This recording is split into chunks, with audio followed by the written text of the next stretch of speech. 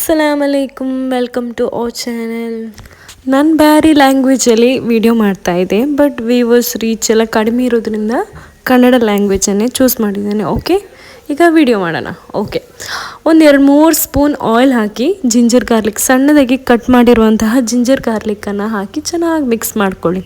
ಒಂದು ಸ್ವಲ್ಪ ಮಿಕ್ಸ್ ಆದ ನಂತರ ಅದಕ್ಕೆ green chilli, medium size cut ಮಾಡಿದಂತಹ ಗ್ರೀನ್ ಚಿಲ್ಲಿಯನ್ನು ಹಾಕಿ ಒಂದು 2-3 ಗ್ರೀನ್ ಚಿಲ್ಲಿ ತೊಗೊಂಡಿದ್ದೇನೆ. ಖಾರ ಜಾಸ್ತಿ ಇಷ್ಟ ಇದ್ದರೆ ಜಾಸ್ತಿ ಹಾಕ್ಕೊಳ್ಬೋದು. ನಾನು ಸ್ವಲ್ಪ ಖಾರ ಸಾಕು ಅಂತ 2-3 ತೊಗೊಂಡಿದ್ದೀನಿ. ಅದನ್ನು ಚೆನ್ನಾಗಿ ಮಿಕ್ಸ್ ಮಾಡಿದ ನಂತರ ಆನಿಯನ್ ಮೀಡಿಯಮ್ ಸೈಜಲ್ಲಿ ಕಟ್ ಮಾಡಿರುವಂತಹ ಒಂದು ಆನಿಯನನ್ನು ನಾನು ತೊಗೊಂಡಿದ್ದೀನಿ ಇಲ್ಲಿ. ಓಕೆ, ಇದು ಮಿಕ್ಸ್ ಆಗ್ತಾ ಇದ್ದ ಹಾಗೆ ವೆಜ್ಜಸಲ್ಲಿ ಕ್ಯಾಬೇಜ್, ಕ್ಯಾರೆಟ್, ಕ್ಯಾಪ್ಸಿಕಮ್ 3 ವೆಜ್ಜಸನ್ನು ತೊಗೊಂಡಿದ್ದೇನೆ. ನಿಮ್ಮ ಕೈಯಲ್ಲಿ ಯಾವುದು ಸಿಗ್ತದೆ ಅದನ್ನು ಹಾಕ್ಬೋದು, ಟೇಸ್ಟಾಗಿರುತ್ತೆ. ಓಕೆ, ಆನಿಯನ್ ಸ್ವಲ್ಪ ಫ್ರೈ ಆಗ್ತಾ ಬಂದ ಹಾಗೇ ನೀವು ವೆಜ್ಜಸ್ ಎಲ್ಲ ಹಾಕ್ಕೊಳ್ಳಿ.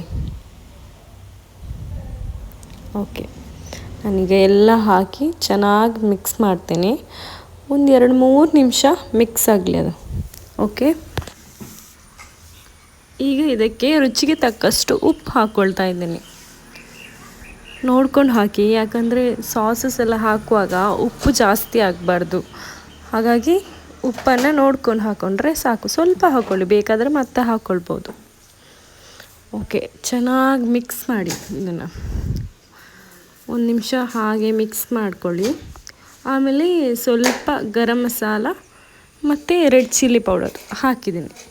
ಸ್ವಲ್ಪ ಸಾಕು, ಕಲರ್ ಕೂಡ ಚೆನ್ನಾಗಿರುತ್ತೆ, ಫ್ಲೇವರ್ ಕೂಡ ಚೆನ್ನಾಗಿರುತ್ತೆ. ಆಮೇಲೆ ನಾನು ಒಂದು ಸೀಕ್ರೆಟ್ ಟಿಪ್ ಅಂತ ಹೇಳಿದ್ನಲ್ವ, ಇದಕ್ಕೆ ಮ್ಯಾಗಿ ಮಸಾಲ ಹಾಕ್ತಾ ಇದ್ದೇನೆ. ಮ್ಯಾಗಿ ಮಸಾಲ ಹಾಕಿದರೆ ಒಂದು ಒಳ್ಳೆ ಟೇಸ್ಟ್ ಸಿಗುತ್ತೆ. ಓಕೆ, ನೀವು ನೆಕ್ಸ್ಟ್ ಏನಾದರೂ ಮಾಡುವಾಗ ಟ್ರೈ ಮಾಡಿ. ಮ್ಯಾಗಿ ಮಸಾಲ ಹಾಕಿದರೆ ಒಳ್ಳೆ ಫ್ಲೇವರ್ ಕೂಡ ಸಿಗುತ್ತೆ, ಟೇಸ್ಟ್ ಕೂಡ ಸಿಗುತ್ತೆ. ಒಂದು ಸ್ವಲ್ಪ ಒಂದು ಅರ್ಧ ಸ್ಪೂನಷ್ಟು ಹಾಕಿದರೂ ಸಾಕಾಗುತ್ತೆ. ನಾನು ಹಾಕಿ ಚೆನ್ನಾಗಿ ಮಿಕ್ಸ್ ಮಾಡಿ ಸಾಸಸನ್ನು ಹಾಕ್ಕೊಳ್ತಾ ಇದ್ದೀನಿ. ಇಲ್ಲಿ green chilli sauce, soya sauce, red chilli sauce 3 ಸಾಸಸನ್ನು ತಗೊಂಡಿದ್ದೀನಿ ನಾನು. ಹಾಕಿ ಚೆನ್ನಾಗಿ ಮಿಕ್ಸ್ ಮಾಡಿ. ಓಕೆ, ಇದು ಮಿಕ್ಸ್ ಆಗ್ತಾ ಬರಲಿ. ಅಷ್ಟರಲ್ಲಿ ನೂಡಲ್ಸ್ ಬೆಂದಿದೆ ಅಂತ ನೋಡಿ ನೂಡಲ್ಸನ್ನು ತೆಗೆದು ಬಿಸಿ ನಾನು ಆಲ್ರೆಡಿ ನೂಡಲ್ಸನ್ನು ಬೇಯಿಸಿ ಇಟ್ಟಿದ್ದೇನೆ. ಅದು ಬಿಸಿ ಹೋದ ನಂತರ ನಾವು ತಯಾರಿಸಿಟ್ಟಿರುವಂತಹ ಮಸಾಲೆಗೆ ಹಾಕಿ ಚೆನ್ನಾಗಿ ಮಿಕ್ಸ್ ಮಾಡ್ಕೊಳ್ಳೋಣ. ಓಕೆ, ಬಿಸಿ ಹಾರಿರುವಂತಹ ನೂಡಲ್ಸನ್ನು ಹಾಕ್ತಾ ಇದ್ದೀನಿ ನಾನೀಗ. Okay, mix